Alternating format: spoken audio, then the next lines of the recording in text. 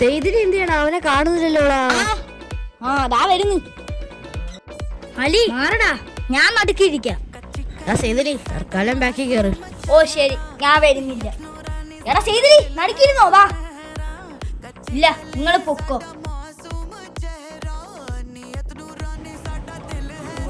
എന്തുവാടാ? അയ്യോ സോറിയടാ, എന്നാ എഴുതിക്കോ. അല്ലെങ്കിൽ വേണ്ട, നീ എഴുതിക്കോ. എന്തിനാടാ ഇത്ര വാശി? മാമ 2 ഉപ്പിട്ടില്ലോ.